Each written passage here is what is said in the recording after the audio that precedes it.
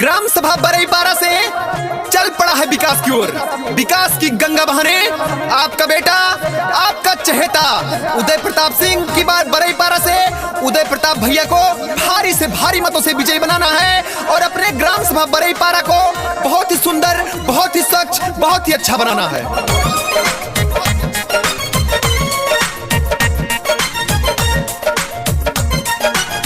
अब की प्रधानी के चुनौआ, अब की प्रधानी के चुनौआ जीती हैं उदय प्रताप भैया।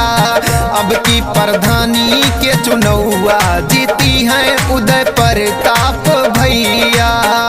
चुनाव नहीं अब रण होगा, चुनाव नहीं अब रण होगा, युद्ध महाभीषण होगा, ये कहना प्रिंस कुमार सिंह उर्फ मंटू भैया का है।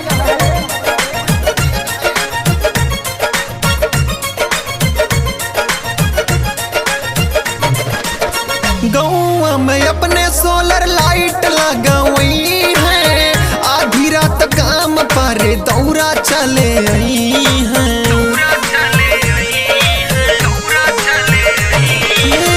गाँव में अपने सोलर लाइट लगाई है, आधी रात काम पर दौरा चले आई है। ये चाची भूल न जइहा,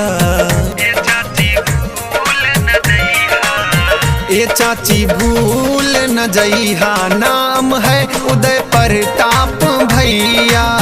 अब की प्रधानी के चुनौआ जीती हैं उदय प्रताप भैया। चाह सेवा की हृदय में आपके सम्मान में, चाह सेवा की हृदय में आपके सम्मान में दीजिए आशीष हमको, आ गए मैदान में, ये कहना उदय प्रताप सिंह का है। आप लोग के बेटे, आप लोग के चहेते, आप लोग के अपने नेता उदय प्रताप भैया का है। पिछड़े दलित को आवास दिलवई है, मौका पे काम मंटू भैया ही आई है।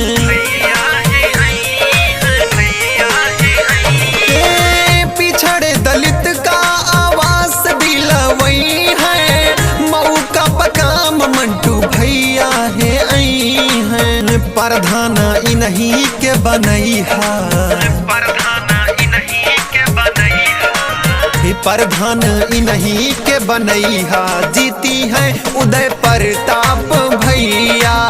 अब की प्रधानी के चुनौआ जीती है उदय प्रताप भैया। झुक कर खड़ा हुआ, झुक झुक कर खड़ा हुआ, अब झुकना मेरी शौक नहीं, चुनाव मैदान में कोई हो नेता, मुझे किसी का खौफ नहीं, ये कहना उदय प्रताप भैया का है। तो जी हाँ भैया, जन जन की है यही पुकार, उदय प्रताप भैया अब की बार।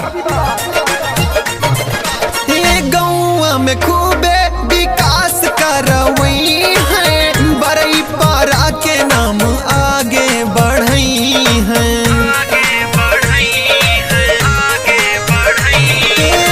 गाँव में खूब विकास करवई है, बरईपारा के नाम आगे बढ़ई है।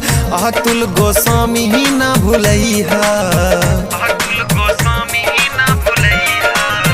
अतुल गोस्वामी न भूलैहा, जीती है उदय प्रताप भैया। अब की प्रधानी के चुनौआ जीती है उदय प्रताप भैया।